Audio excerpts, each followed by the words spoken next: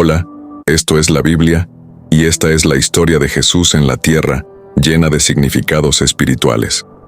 A continuación, te ofreceré una narración que abarque desde su nacimiento hasta su ascensión, tal como se relata en la Biblia. La historia comienza en una pequeña aldea llamada Nazaret, donde vivía una joven llamada María. Un día, María recibió la visita de un ángel que le anunció que ella sería la madre del Hijo de Dios, aunque no había conocido varón. El ángel le explicó que lo que nacería en su vientre sería obra del Espíritu Santo, y que ese niño tendría un propósito especial: salvar al mundo. María, a pesar del asombro, aceptó la voluntad divina con humildad. Poco después, María y José emprendieron un viaje hacia Belén, debido a un censo ordenado por el gobierno de la época. Al llegar allí, no encontraron lugar para alojarse, por lo que terminaron en un establo, rodeados de animales. Fue en ese humilde lugar donde nació Jesús. Aquella noche, pastores que estaban en los campos recibieron el anuncio de que el Salvador había nacido y se acercaron para verlo. Al mismo tiempo, unos sabios del oriente, guiados por una estrella, llegaron con regalos para el recién nacido, reconociendo en él al Rey prometido. Después de su nacimiento, la vida de Jesús y su familia no fue fácil. Tuvieron que huir a Egipto, pues el rey Herodes, temiendo la llegada de un nuevo rey, había ordenado matar a todos los niños menores de 2 años en Belén. Sin embargo, después de la muerte de Herodes, regresaron a Israel, instalándose en Nazaret, donde Jesús creció en sabiduría y gracia. A los 12 años, Jesús visitó el templo de Jerusalén con su familia, como era la costumbre. Allí, demostró una gran comprensión de los temas espirituales, tanto que los maestros del templo quedaron maravillados por sus preguntas y respuestas. Sin embargo, aún no era su tiempo de comenzar su ministerio, por lo que volvió a Nazaret con sus padres y continuó creciendo como un joven común, aprendiendo el oficio de carpintero. A los 30 años, Jesús fue bautizado por Juan el Bautista en el río Jordán.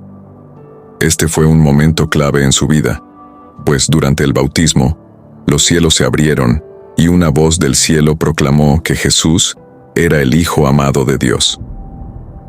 A partir de este momento, Jesús comenzó su ministerio público. Su primer milagro ocurrió en una boda en Caná, donde, al darse cuenta de que no había suficiente vino, Jesús convirtió el agua en vino. Este milagro fue solo el comienzo de una serie de señales que demostrarían su poder divino.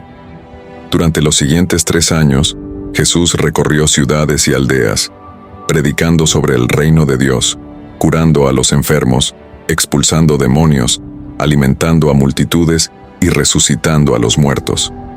Entre sus seguidores cercanos, escogió a 12 discípulos que estarían con él en los momentos más importantes de su vida. La enseñanza central de Jesús giraba en torno al amor. Amar a Dios por sobre todas las cosas y amar al prójimo como a uno mismo. Con esta enseñanza, retó a las autoridades religiosas de su tiempo, quienes habían centrado su fe en rituales y normas estrictas, olvidando el espíritu de misericordia y compasión. Las multitudes lo seguían, fascinadas por sus palabras, pero su mensaje también generaba oposición. Los líderes religiosos de la época comenzaron a verlo como una amenaza, temiendo que su popularidad desestabilizara el sistema que ellos controlaban. A lo largo de su ministerio, Jesús mostró una especial atención a los marginados, los leprosos, los ciegos, los pecadores, los extranjeros. Su compasión hacia ellos rompía con las barreras sociales y religiosas de la época, lo que generaba más controversia. En varias ocasiones, Jesús habló en parábolas, utilizando historias simples para transmitir profundas verdades espirituales. Sus seguidores a menudo no comprendían plenamente el alcance de su mensaje, pero poco a poco fueron descubriendo que él no era solo un profeta, sino el mismo Mesías prometido. Uno de los momentos culminantes de su ministerio fue cuando entró en Jerusalén, montado en un asno, en lo que se conoce como la entrada triunfal. Las multitudes lo recibieron con ramas de palma, gritando: «Hosana», reconociéndolo como el Mesías. Sin embargo, la celebración no duró mucho. Jesús sabía que su tiempo en la tierra estaba llegando a su fin. Durante la última cena con sus discípulos, Jesús les habló sobre su inminente muerte, aunque ellos no lo comprendían del todo.